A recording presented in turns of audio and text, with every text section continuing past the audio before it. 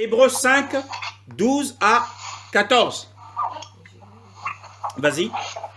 Alors que vous devriez avec le temps être des enseignants, vous en êtes au point d'avoir besoin qu'on vous enseigne les éléments de base de la révélation de Dieu. Vous en êtes arrivé à avoir besoin de lait et non d'une nourriture solide. Or celui qui en est au lait est inexpérimenté dans la parole de justice, car il est un petit enfant. Mais la nourriture solide est pour les adultes, pour ceux qui, en raison de leur expérience, ont le jugement exercé à discerner ce qui est bien et ce qui est mal. Amen. Et donc, nous voyons que à travers ces différentes églises,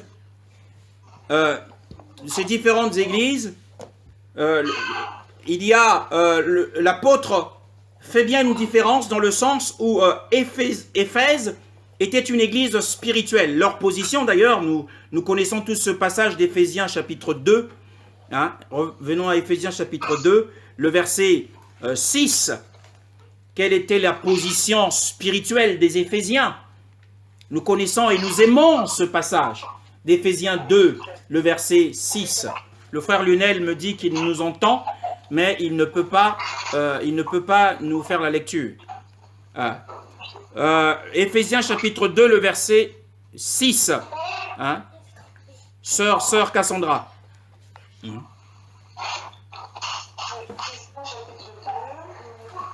Verset 6.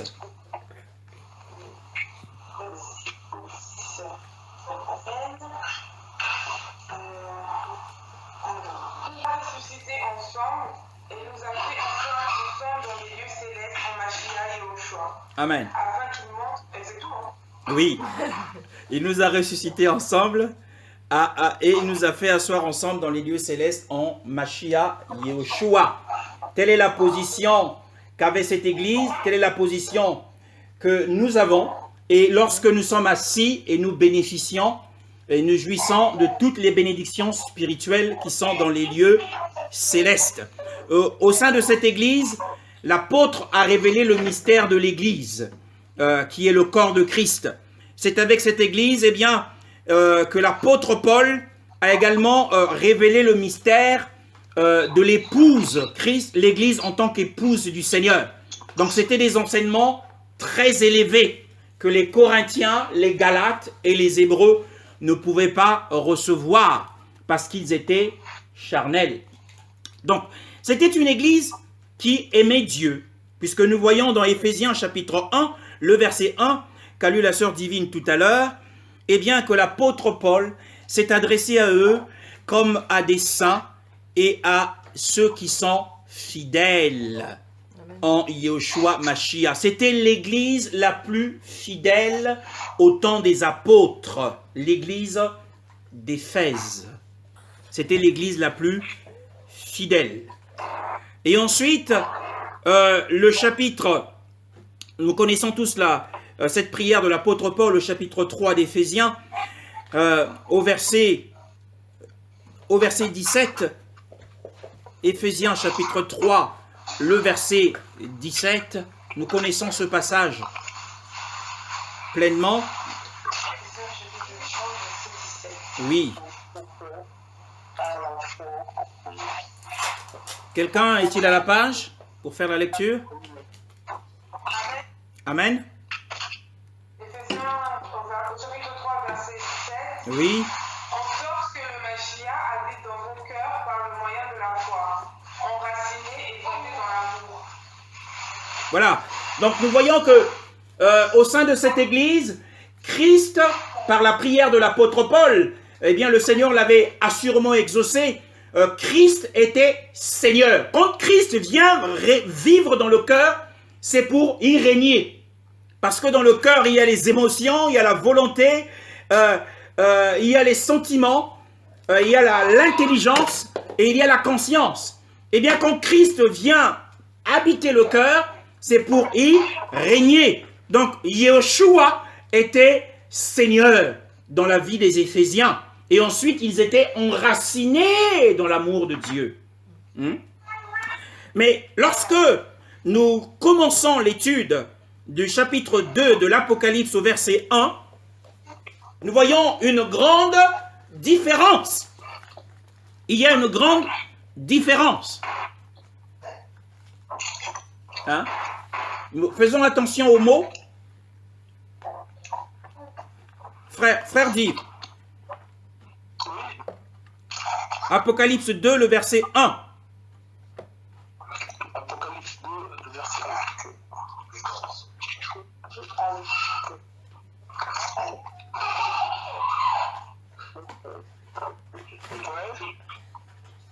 Les 7 étoiles ensemble. Oui, sœur Annabella, oui. Et puis à l'église d'Éphèse, Oui. voici ce que celui qui tient les 7 étoiles dans sa main droite. Oui. Celui qui chandelier d'or. Amen. Nous voyons que le Seigneur a fait de Jean son secrétaire, mais cette fois-ci, la lettre n'est plus adressée aux saints et aux fidèles qui sont en Mashiach Yehoshua, mais la lettre est adressée à l'ange bien-aimé dans le Seigneur. Cette forme d'adresse montre un certain détachement. Le Seigneur ne pouvait plus parler directement à l'Église, mais il s'adresse cette fois-ci à l'ange de l'Église. Cela s'est passé 30 ans après que l'apôtre Paul ait implanté l'église d'Éphèse. Et dans cette église d'Éphèse, ils ont eu beaucoup d'hommes de Dieu. Hein? Acte 10, acte 18 nous parle d'Apollos. Apollos, qui était un enseignant, un grand enseignant de la parole, qui est passé par l'église d'Éphèse. Et le même chapitre 18 des Actes des Apôtres nous parle d'Aquilas et de Priscille. C'était un couple de docteurs qui ont également enseigné dans cette église. Et Timothée était aussi l'apôtre de cette église au bout d'un certain nombre d'années lorsque l'apôtre Paul s'est retrouvé en prison. Donc c'est une église qui a connu beaucoup d'hommes de Dieu et qui a reçu beaucoup de grâce. Mais ici, cette fois-ci, le Seigneur ne s'adresse plus aux saints et aux fidèles, mais il s'adresse uniquement à l'ange, à son représentant. Pourquoi? Eh bien parce qu'il y avait un certain détachement. L'Église n'était plus enracinée dans l'amour. Christ n'était plus régnant et Seigneur dans leur cœur. C'est pour cette raison, bien-aimés, si vous vous retrouvez dans un lieu, ou si vous avez un père de famille qui réunit ses enfants, au lieu de s'adresser à tous les enfants, en même temps, alors qu'ils sont présents, le père de famille prend celui qu'il estime comme étant un enfant en qui il peut faire confiance. Il s'adresse à cet enfant pour parler aux autres enfants qui sont présents. Eh bien, les autres enfants qui sont présents dans cette pièce seront dans la frustration et dans l'indignation. Pourquoi est-ce qu'il ne nous parle pas directement? Si le Seigneur ne parle pas directement aux saints et aux fidèles d'Éphèse, eh bien, c'est parce que, à partir de ce moment-là, l'église d'Éphèse également a commencé à se rétrograder. Bien-aimés dans le Seigneur. Si nous ne recevons plus directement des messages de la part du Seigneur, si le Seigneur nous parle par intermédiaire, cela signifie que quelque part, nous avons perdu notre position en Dieu. Alléluia. Et la Bible dit ici que voici ce que dit celui qui tient les 7 étoiles qui sont dans la main droite et qui marche au milieu des 7 chandeliers d'or. Le Seigneur a un grand pouvoir, c'est le pouvoir de sa main droite. Le pouvoir de sa main droite fait que les anges, ceux-là, encore une fois, les anges, ce n'est pas le prédicateur, les anges, ce n'est pas l'enseignant, mais l'ange, ça peut être toi, mon frère, ça peut être toi, ma soeur, si tu te consacres entièrement au Seigneur. si tu te consacres entièrement au Seigneur, tu seras quelqu'un de spirituel, eh bien le Seigneur mettra sur toi un fardeau. Et à toi le Seigneur s'adressera. Eh bien, ces anges qui ont une position élevée expérimentent le grand pouvoir conservateur. Il y a un pouvoir conservateur qui se trouve dans la main de Dieu. Le Seigneur voudrait nous exhorter ce matin à expérimenter ce pouvoir, en sorte qu'aucune puissance maléfique ne peut mettre la main sur nous, parce que notre vie est dans la main de Yeshua Mashiach glorifié. Nous allons voir une autre nuance. Cette fois-ci, c'est dans l'église de Sardes, au chapitre 3. Le chapitre 3, pour terminer le message de ce matin sur la dégradation des 7 églises, avant d'entrer pleinement dans la question de l'église d'Éphèse et d'étudier ce que le Seigneur a dit à ces églises. Amen. Sardes, chapitre 1, Apocalypse 3, le verset 1, au sujet de l'église de Sardes.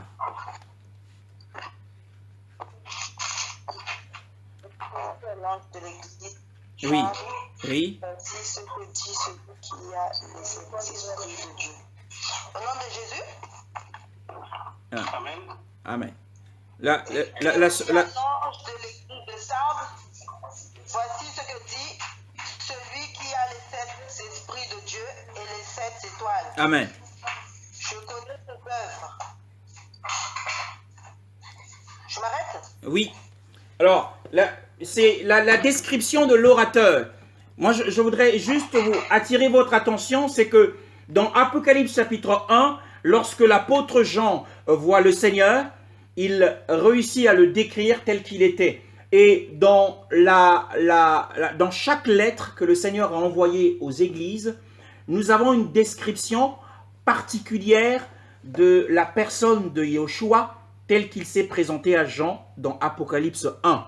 Et dans la lettre aux Éphésiens, le Seigneur s'est adressé à l'église d'Éphèse comme celui qui tient les 7 étoiles dans sa main droite et qui marche au milieu des 7 chandeliers d'or. Ce qu'il faut comprendre, c'est que la révélation que nous pouvons avoir de notre Seigneur va toujours être en relation avec notre condition spirituelle. La manière dont le Seigneur se révélera à toi va être proportionnelle à ta condition spirituelle. Si tu es dans une condition élevée, le Seigneur va se manifester à toi comme un homme de l'élévation. Nous voyons ici que les 7 étoiles étaient dans la main du Seigneur.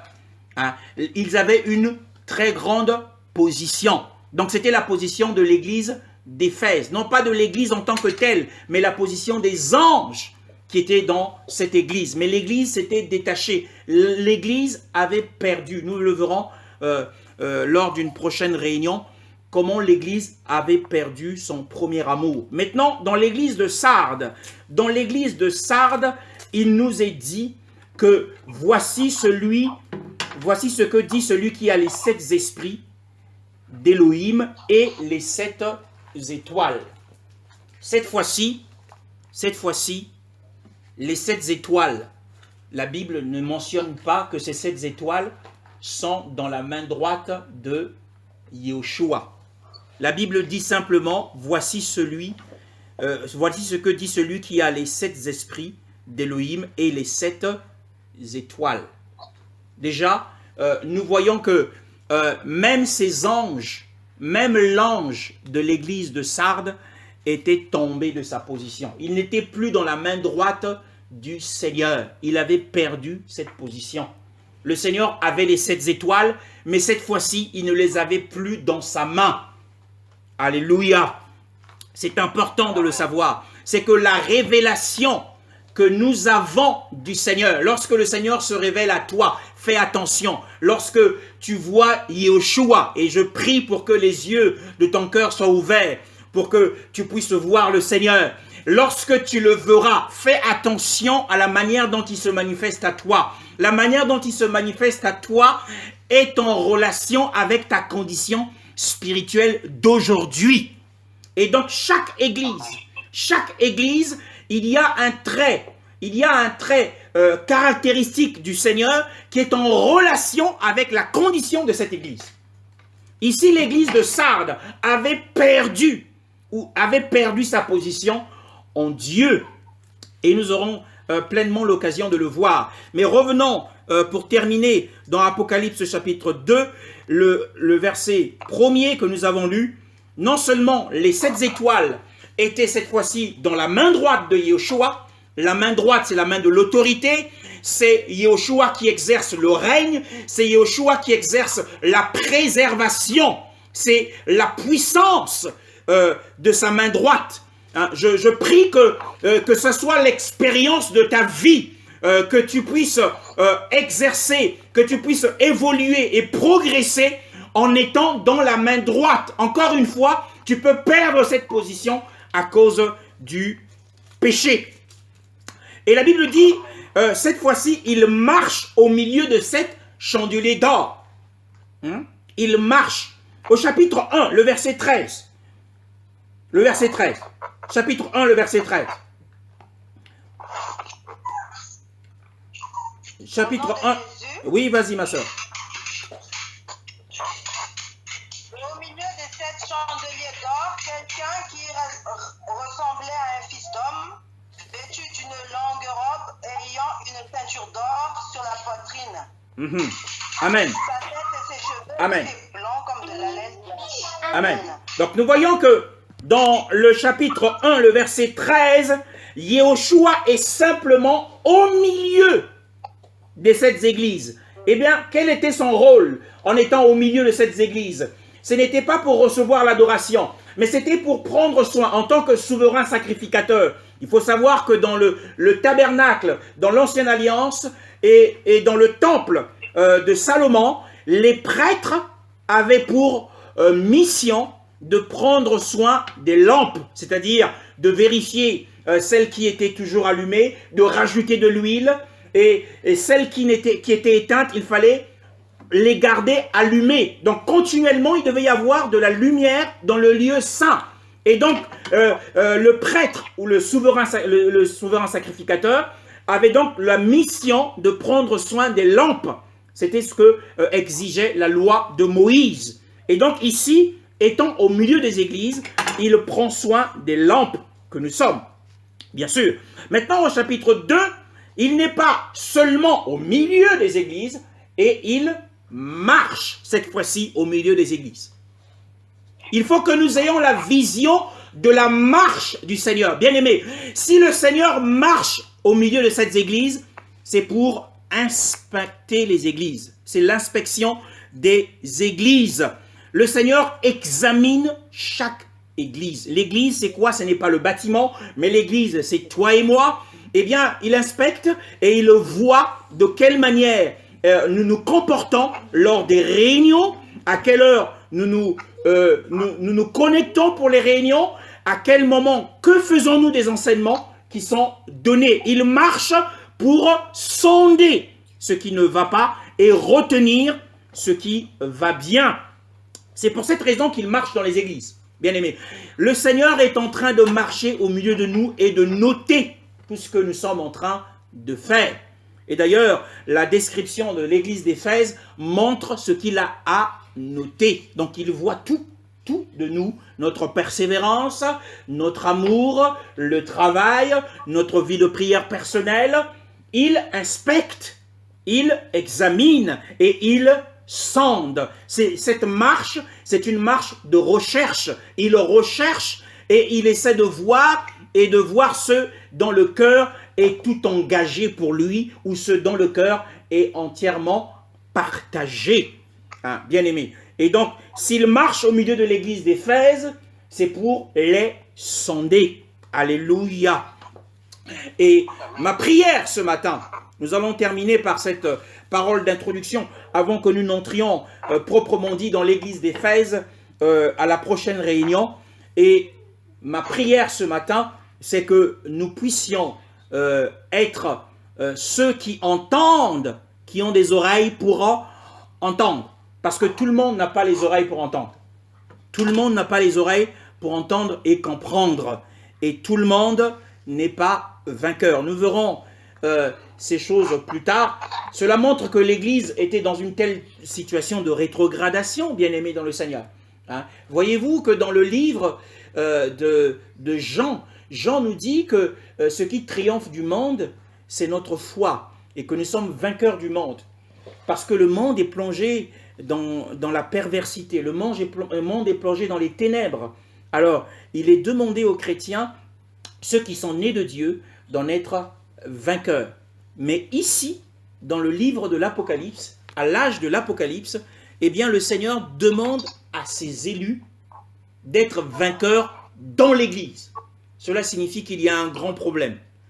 L'Église a un grand problème. Hein? Nous aurons l'occasion de le voir. Comment est-ce que Dieu peut nous demander d'être vainqueurs dans l'Église, alors que l'Église est censée être une Église remplie de lumière? Si nous sommes vainqueurs dans le monde, c'est normal parce que le monde est dans les ténèbres, le monde est sous la puissance de Satan. Mais comment est-ce possible que dans l'Église, il nous est demandé d'être aussi vainqueurs? Cela signifie simplement que l'Église a perdu sa condition spirituelle. Alléluia. Alléluia. C'est parce que l'Église a perdu sa condition spirituelle que le Seigneur appelle un groupe de gens à en être vainqueurs, de peur d'être contaminés par ceux qui n'obéissent pas à l'Évangile, mais qui sont dans l'Église. Donc nous aurons l'occasion de le voir prochainement. Il est l'heure et nous avons terminé ce matin, encore une fois. Nous avons vu que la composition biblique de 7 part de 4 plus 3. C'est une progression spirituelle. Mais dans les lettres qui sont faites à l'apôtre, qui sont faites par l'apôtre Jean, dans ces lettres, nous avons une inversion de ce nombre. Nous avons cette fois-ci 3 plus 4. Cela signifie que l'homme a perdu sa position en Dieu et il est tombé dans la position de l'homme charnel. Hein? Nous verrons aussi, parce que l'église de Laodicée, c'est l'église mondaine, c'est l'église charnelle. Hein? Nous verrons cela, tout cela est biblique. Donc, ma prière, que le Seigneur nous accorde la grâce d'expérimenter la composition de 4 plus 3. Nous sommes en train de parler des mathématiques spirituelles. Hein? Nous passons du nombre de l'homme au nombre de Dieu à nous rapprocher du Seigneur. Je sens la présence de Dieu ce matin et je prie pour que chaque oreille spirituelle soit débouchée pour entendre la voix de l'Esprit et de garder cette parole de la prophétie. Il faut savoir que nous sommes, ces églises représentent, c'était non seulement les églises dans l'histoire, parce qu'elles avaient une certaine localité géographique, mais ces églises représentent l'ensemble des églises de tous les temps. Hein. Et donc aujourd'hui, il n'y a que tristesse et tristesse dans les églises. Hein. Beaucoup de tristesse, il y a beaucoup de choses scandaleuses qui se passent dans les églises et le Seigneur appelle aux vainqueurs de sortir de toutes ces organisations. Hein. Sortez de ces organisations et je vous accueillerai. Ce sont les vainqueurs qui sortiront de là. Ne dis pas que, eh bien, j'appartiens à un système et puisque je suis spirituel, je veux influencer ce système pour que ce système change. Non, le système ne changera pas, mais tu dois sortir de ce système. Hein. Dieu t'appelle à être un ange, à avoir une position dans la main droite du Seigneur. Alléluia. Amen. Gloire à Dieu.